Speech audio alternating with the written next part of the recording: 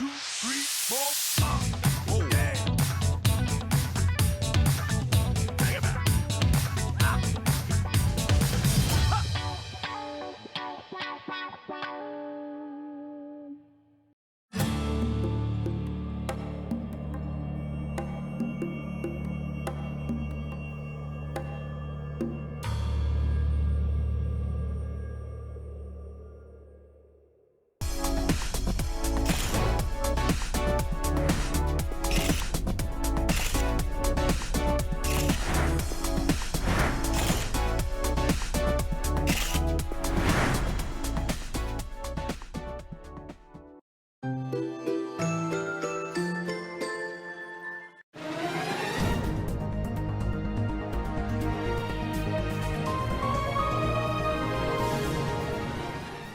Madame, messieurs, bonsoir. Voici l'actualité de la semaine. Plusieurs alertes à la bombe déclenchées, une grève sur Paris, une démission du procureur de la République, grave accident sur la 1, les incendies en hausse, un citoyen blessé, une criminalité augmentée et pour finir ce journal, nous parlerons nourriture. Plusieurs alertes à la bombe ont été déclenchées ce lundi 3 janvier.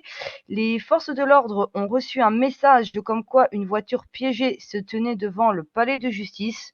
Ça ne serait pas la seule puisqu'une seconde alerte au niveau du Naruto a eu lieu. Les gendarmes et la police se sont rendus sur place, ont constaté les faits et selon nos sources, les 10 bombes n'étaient pas présentes. Plus de peur que de mal.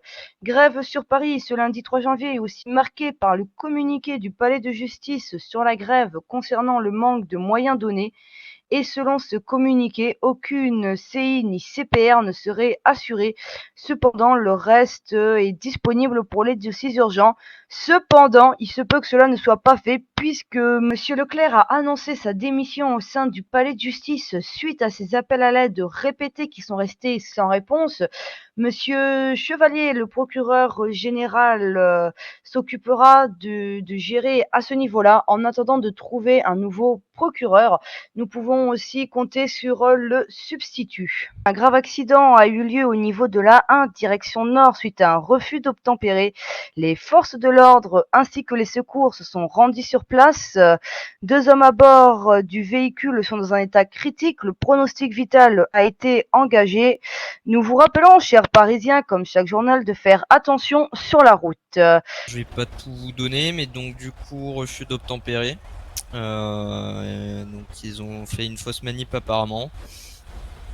Ils ont du coup tapé la rambarde de sécurité à 280 km/h. Et le SAMU est actuellement en train de faire tout son possible pour les réanimer, mais leur pronostic vital est engagé et mal engagé.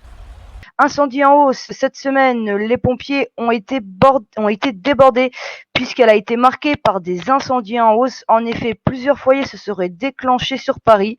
On ne sait pas si les feux seraient d'origine criminelle ou involontaire. Une enquête a été ouverte sur ces circonstances.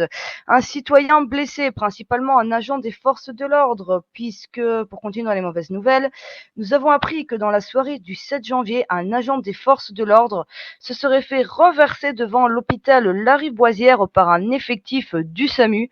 Une enquête a été ouverte par la justice. Nous reviendrons sur cette affaire prochainement.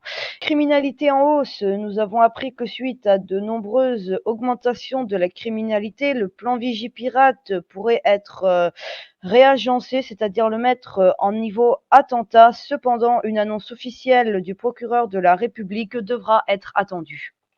Et comme je vous l'avais prévenu, nous parlons nourriture en ce fin de JT, puisque bonne nouvelle pour les citoyens, le McDo a de la concurrence, car l'entreprise Otakos et Burger King viennent de s'implanter. Vous pourrez vous sustenter avec d'autres mets. Nous souhaitons bonne chance à leur futur patron.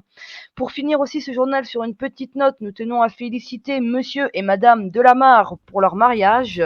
C'est la fin de ce JT de 20h. Nous vous retrouvons le week-end prochain afin de vous partager toutes les actualités de la semaine. Si vous aviez quelconque information ou autre, n'hésitez pas à nous en faire part.